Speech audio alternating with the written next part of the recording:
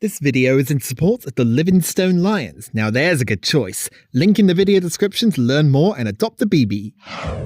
Hello there, I'm a fruit lion, and I will remember that. Choices. In a way, this links back to my last video about emotional beats, because your choices are usually tied to a strong emotional payoff in a game. Unfortunately, my strong emotions are not strong enough to make Magnus exist. Can I stay with you, please? Of course! Really? No. Some games get it right and have a wealth of possibilities from these choices. Others have every single player pick the exact same option because, given the circumstances, why pick otherwise?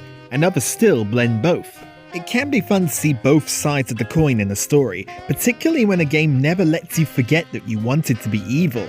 And there are all manner of different natures of choices in games, from dialogue menus to active in-game actions. Today we're going to cover 5 examples across the spectrum of the games I recall for the decisions I had to make, both fondly and not so fondly. Spoilers are abundant in this video given the narrative nature of these games. Stay away if you plan to play these blind. The following games are going to be particularly spoiler heavy. Detroit Become Human. Batman: The Enemy Within. Phoenix Wright's Ace Attorney. Fahrenheit. Fire Emblem Fates. Life is Strange, particularly the endgame. Until Dawn. And The Witcher 3 Wild Hunt. Also be aware this video will contain scenes of flashing lights and sensitive content, such as violence, dark emotional themes, and even android nudity. I'll mark the parts with those problems in the timestamps and chapter titles. Do you choose to stay? You and 70% of other players have done so. So let's begin our analysis. Seriously though, I could frame any one of you in a dark corner and capture you in a moment of desperation. Shh. Mr. Jefferson, Life is Strange. I bet you thought this would be about the very last choice in the game, with protagonists Max and Chloe, but this is something I couldn't help noticing in other players as much as myself. It's nothing short of remarkable watching someone blindly play Life is Strange, unaware of what one Mr. Jefferson becomes, or more accurately, what he always was. They sing his praises as a teacher, or about how cheesy he is in his dialogue for trying to stay hip, but they're always friendly with him. I mean, why wouldn't you be? Maybe because he's a murderous pervert, that might change some minds, and that was describing him nicely. Life is Strange has many moments where choices can be experimented and played with, thanks to the time travel mechanic, from saving someone's life to pissing off a guy for fun. But most people wouldn't rewind choices they have no intention of going back on, such as friendly dialogue to some you like, and unfriendly to someone like Victoria. What makes the choices in this game fascinating is that they completely transform in a second playthrough. For example, you might try to save Kate on the roof if you couldn't before, but more importantly, you already know that Mr. Jefferson is going to become a monstrous man. I'm going to make you live forever in my photographs. That's all that will be left of Maxine Caulfield. They won't even find your bag. Other choice-driven games such as Telltale's The Walking Dead make villains as a conversationalist too, like Lily, who we'll come back to later. But Life is Strange takes it to the next level, just because of how naturally evil this man is. Suddenly, there's no reason to hold back, especially during the time paradox sequence, where your choices suddenly become warped into being what he wants to hear. One of the most disturbing parts of the game, condensed into a single choice. I've been dreaming of the day when you would finally tell me. I love you, Mr. Jefferson. Call me Mark. We need to play catch up on all the time we've wasted. Especially since there's nobody left in your life. This time, we're going to try to understand the root of your anxiety. The Switch and the Meat Hook. Until Dawn. I'm not much of a horror games fan myself, but I am a fan of choice-driven games. The prospect of a game where everyone can live but everyone can die from just a few simple things entice me. And indeed, Until Dawn remains my favourite of Supermassive's efforts, with the recent The Devil in Me being a close second. Until Dawn has choices that exist for the sake of being thorough. I love how many endings exist where there's a sole survivor, and how differently they react in the police interviews to their friends being dead. She was shot.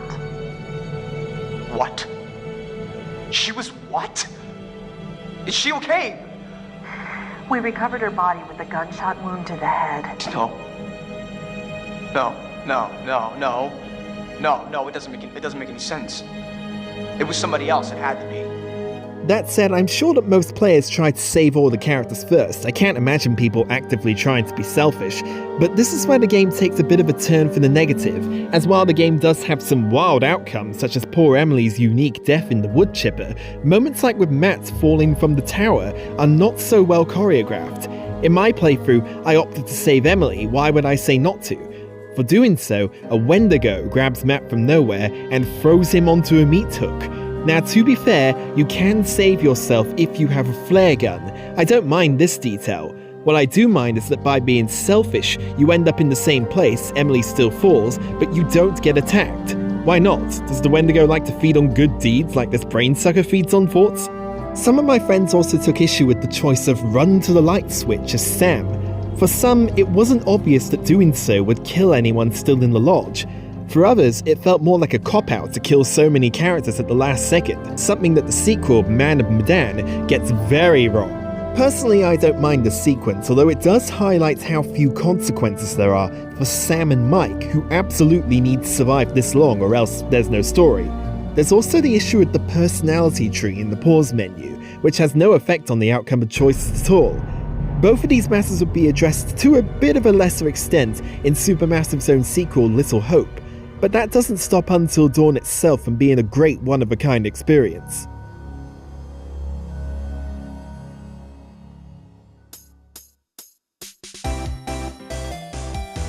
April May clams up. Phoenix Wright, Ace Attorney. Wow, this is a bit of a mood shift, isn't it? In hindsight, Phoenix Wright's debut hasn't aged particularly well.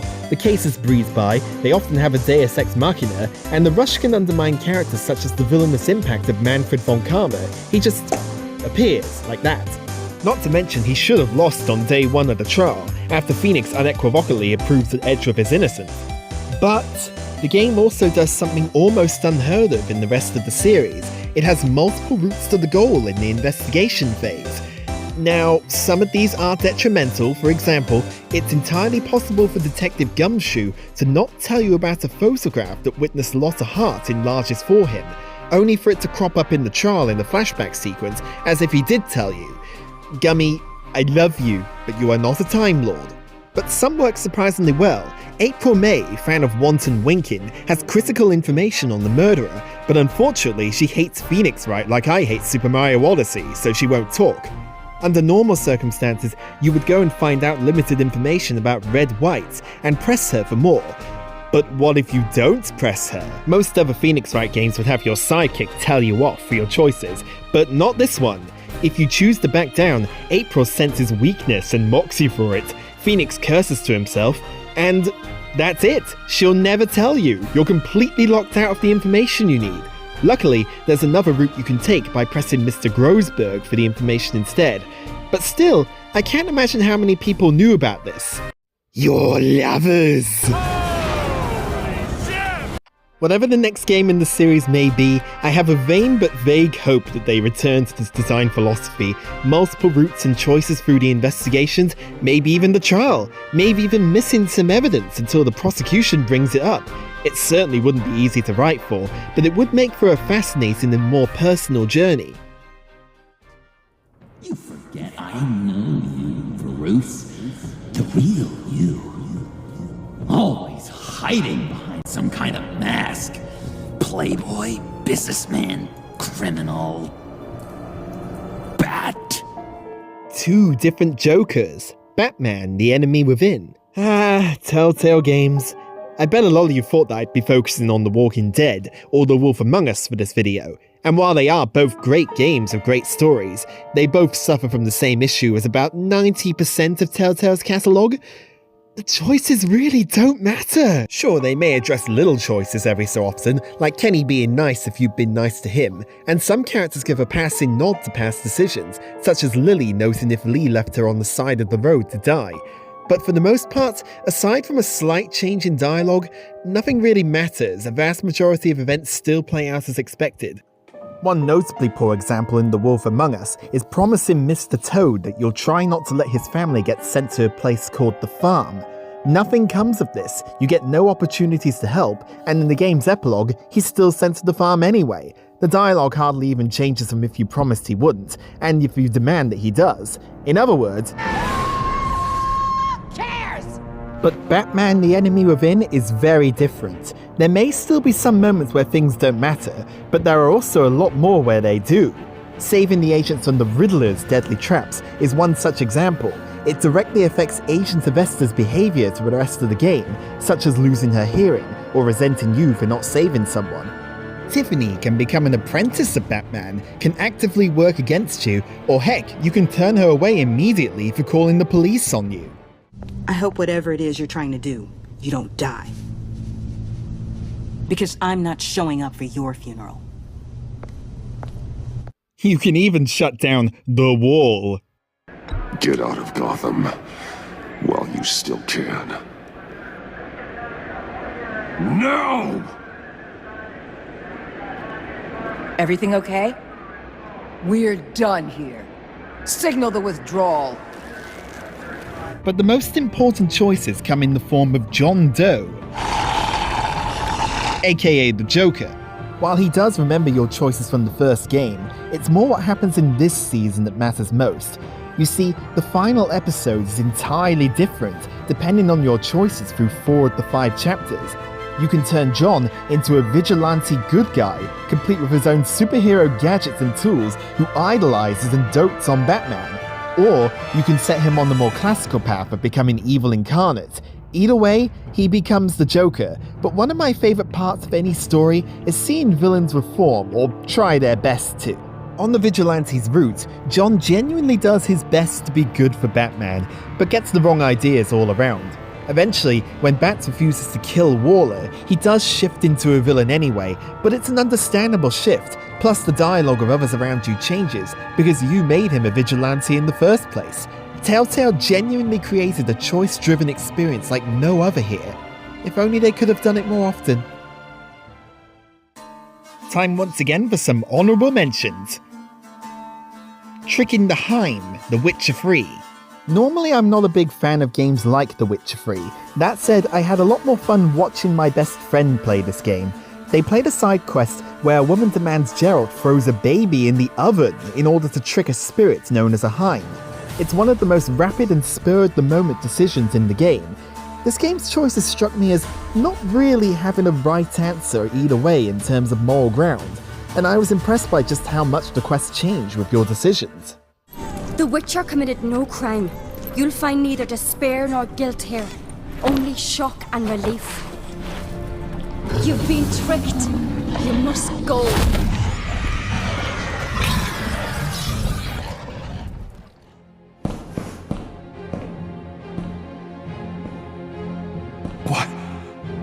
What have I done?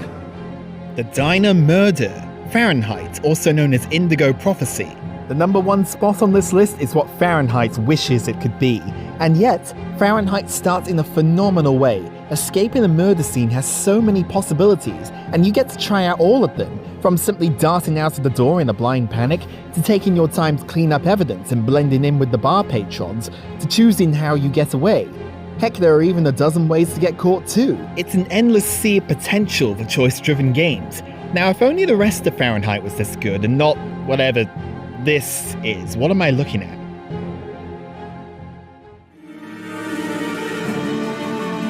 This way. Big sister! She's my sister! We're your family.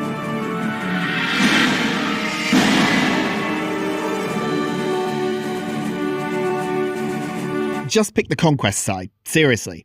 Which brings us on to the number 1 spot. Hold on just a little while longer. Hold on just a little while longer. Hold on just a little while longer. Everything will will be alright. Everything will be alright. So many possibilities! Detroit Become Human. Detroit is a game that by all accounts I should hate to the high heavens and back. It hardly has any level of interaction or true gameplay, being mostly a question of quick-time events galore. At the very least, it's more mechanically involving than Beyond Two Souls or Fahrenheit. It also has some bizarre plot points involving Kara and Alice especially. For all of its faults, however, I find it impossible to hate. In fact, I can't help but be fascinated by it. Why? Choices. Many, many, many choices. And many outcomes to go with them. But where Detroit shines is that a lot of these choices are things that you never imagined you'd get away with. 28 Star Wars. For starters, the game has dozens of ways for all the characters to die, all uniquely animated, but it also has a plethora of ways the story can continue or end, and still make sense of your decisions. I like dogs. Want to make Kara utterly heartless and abandon Alice the first chance you get? You can do that. Want to kill Connor over and over again, just to see his partner Hank's reaction? Go for it. Want to break into the Cyberlife shop to free some androids, but then just stand there and wait for the police to arrest you? That's a thing. This was our only chance to send a message and you just fucking stood there. Want to see a little girl get thrown off a tower? Why? But okay, that's an option.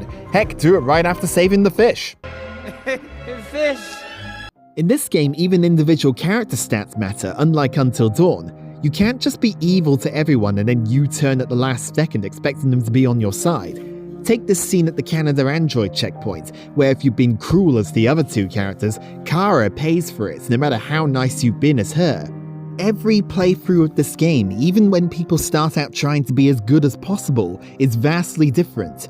I think the central concept of exploring how we'd all perceive a potential new life form helps with this a lot, even if they are robotic. One of my favourite moments is when Kara and Alice roam the streets looking for shelter.